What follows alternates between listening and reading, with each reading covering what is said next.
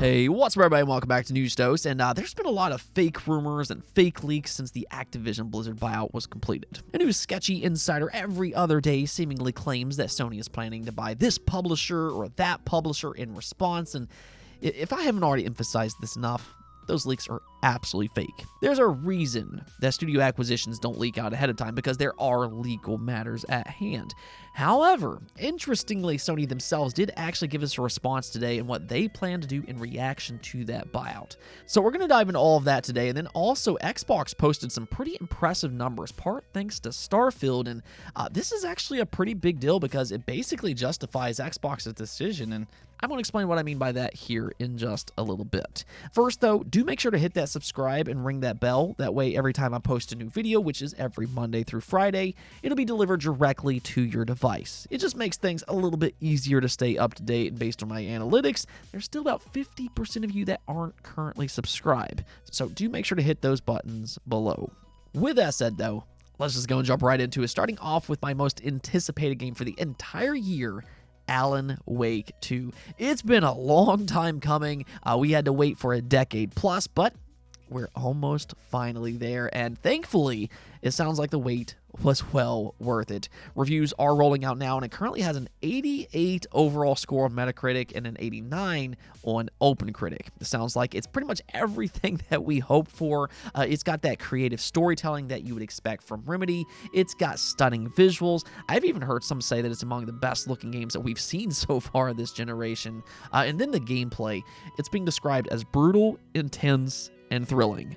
Now, Remedy has made some great games in the past, but based on what we're hearing, Alan Wake 2 might actually be their best yet, and it's a legitimate Game of the Year contender in a very busy year for gaming, which, you know, that says a lot. So, I mean, I'm just so happy to see them have a game score this high.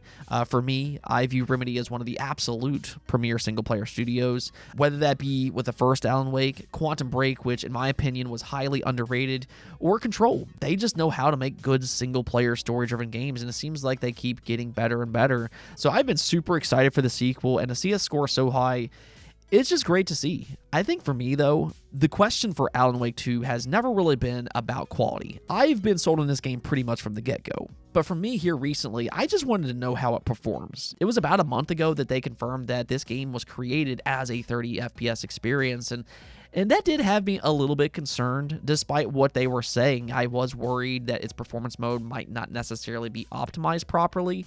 But Digital Foundry just posted a video today of it running on the PlayStation 5, and it looks pretty good on performance mode. It seems like it's mostly a stable 60 FPS, and the dips that I did see, I think VRR should fix some of that up. So, you know, that's really the confirmation that I was hoping to hear. And now, I mean, I am just even more excited than what I already was.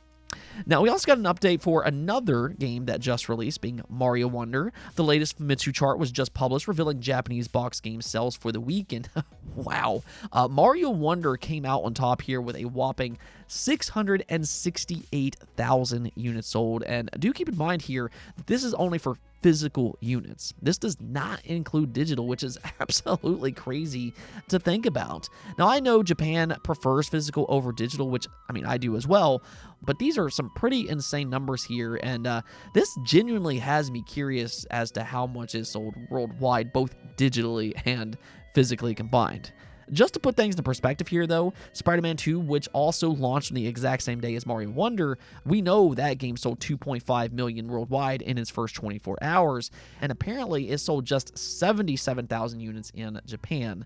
So that's a pretty stark difference between Mario Wonder and Spider-Man in Japan. Now, to be fair here, Spider-Man isn't nearly as popular in Japan as it is in other regions, but we do know for a fact that Mario is, you know, it's popular worldwide, so this does bode very well for Mario Wonder. I'll be very curious to see an official update from Nintendo, but in the meantime, I really just have to applaud Nintendo for their success in Japan this generation.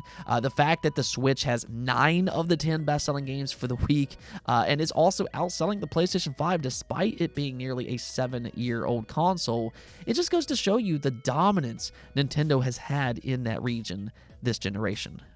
Now, let's go talk about PlayStation, though, because, again, there's been a lot of rumors, leaks, speculation, whatever you want to call it. There's been a lot of discussion about what are they going to do now that Microsoft owns Activision Blizzard. What will their response be? And, well, Sony might have just given us our answer in an interview with CNBC. This is coming from the PlayStation's head of business operations, Eric Lempel, and he was asked about that acquisition, and this is what CNBC wrote. They said, addressing a CNBC question on whether Sony needs to do anything in response to Microsoft's move to catch up in the intellectual property land grab that's been going on in gaming, Lempel said Sony is constantly on the hunt for new developer partners to build exclusive titles for PlayStation 5. But he added, attempts to build out Sony's growing catalog of first-party games further may not always mean acquisitions, stressing its interest in partnerships. The article then continues on with him saying, we have a number of ways of looking at this. In terms of great content, that's where we're focused. We've done more mergers and acquisitions in the past decade than we've ever done. We're always looking to work with new partners, whether that be somebody as an external provider or working with a developer along the way and then acquiring them later. So what he's saying here is pretty much what I've been saying all along. They're going to keep doing what they've already been doing in the first place. See, you have to keep in mind that Sony doesn't have the type of money that Microsoft has. They can't get into a buyout war with Microsoft. The idea that they can just go out and acquire a publisher, especially one like Take-Two, has never been a realistic proposition.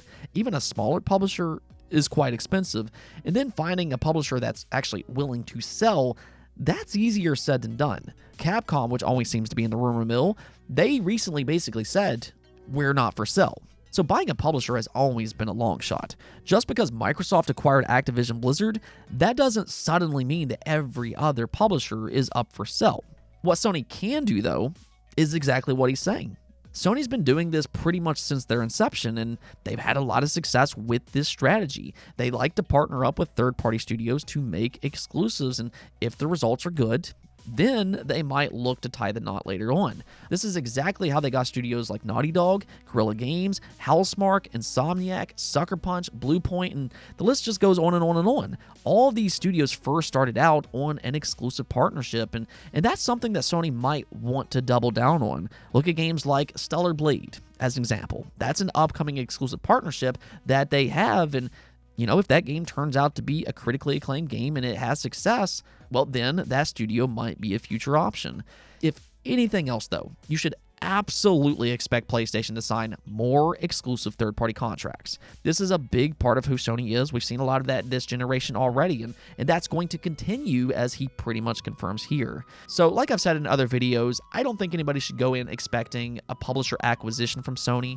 If it ever happens, then okay, but what I'd expect is for them to mostly target independent studios with a lot of upside. This is something that Sony has done a good job with. They have scouted studios very well in the past, and then they've helped them grow into an even better studio over time. Now here recently, they've also grabbed some live service studios like Haven. We know they have some big plans for live service games. They also picked up Nixxes for their PC efforts.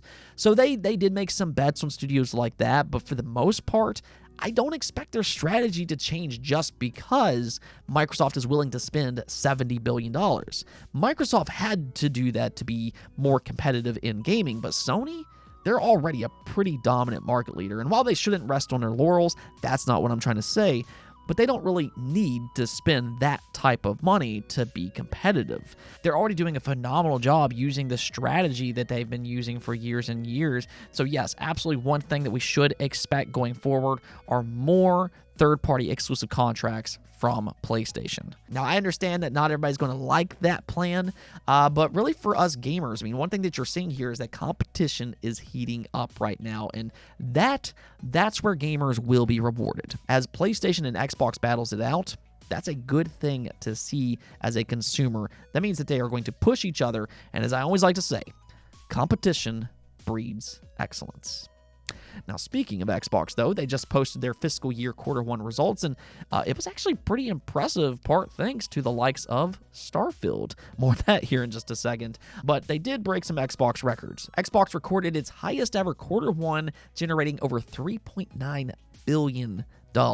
Gaming revenue grew by 9%. Xbox content and services revenue grew by 13%, driven by first-party content growth and Game Pass. Again, Starfield played a big part in that. And then the one negative is that Xbox hardware declined by 7%. So Xbox is actually having more success despite less consoles sold for the quarter, and that really just speaks to their ecosystem as a whole. The inclusion of consoles, Game Pass, PC, and Steam is a big success for them. Xbox consoles, they drive a lot of Game Pass subscriptions, and a lot of games sell on their consoles, but the importance of Steam, that cannot be understated. They've had a lot of success on Steam, and we saw that firsthand with Starfield, where it sold the majority of its copies. So it's all important for the Xbox ecosystem. Starfield, though, I mean, we have to talk about this game because this was the shining star for them this quarter. Satya Nadella himself confirmed another metric that further cements the success that Starfield has had. He said that Starfield's launch set a record for the most Game Pass subscriptions added on a single day ever. So, I mean, you know, the aftermath of Starfield's release has been bizarre, to say the least, because there's a lot of people that still won't admit that this game has had success. That goalpost, it just continues to move. But no matter how you slice it, this game was a massive success. I mean, if we look at some of its accomplishments so far, it's already reached 11 million players, which was also just confirmed. It was estimated that 2+ million early access copies were sold. It was the best-selling game in the United States for the month of September, despite it being in Xbox Game Pass. It's still in the top 5 most played games on Xbox, which means its engagement is super high. It scored an 86 on OpenCritic. The PC version got an 86 on Metacritic. Xbox is 83. And now on top of all of that, it also pushed the most Game Pass subscriptions they've ever had in a single day. That right there is actually a big deal because that's the justification that Xbox needed. There's been a lot of questions on if games like Starfield, The Elder Scrolls, or even Activision games like Crash Bandicoot, if they need PlayStation to have success. But you're seeing it here. Starfield not only had a lot of success, but it's also driving growth for the Xbox ecosystem. This all but answers that question, and I'm sure Xbox, they're going to look back on Starfield's success when deciding if future games should be exclusive to the Xbox ecosystem or not. Let's go and take a look at the poll of the day. They were asked you all, have you played Metal Gear Solid 3? And this is the exact reason why I like remakes. 63% of you said no. And I mean, Metal Gear Solid 3 is one of the most recognizable games ever made, so that's where those remakes come in. It's an opportunity to bring back some of these great games, not just for the audience of old, but it's also a great way of reaching a completely new audience. Not everybody played these games when they first launched all of those years ago, so I'm all for remakes, and I'm super excited for Metal Gear Solid Delta. I'm a big fan of the series, and Metal Gear Solid 3, I mean, it's a great game, so yeah, I'm going to dive right back in when it eventually releases, but I'm also thrilled to see it live on in a completely new generation. Anyways, though, that's it for this episode. But if you liked the video, don't forget the bell notification and subscribe button for more content just like this. Also, if you'd like to support the channel through Patreon, thank you for making this content possible. Peace out.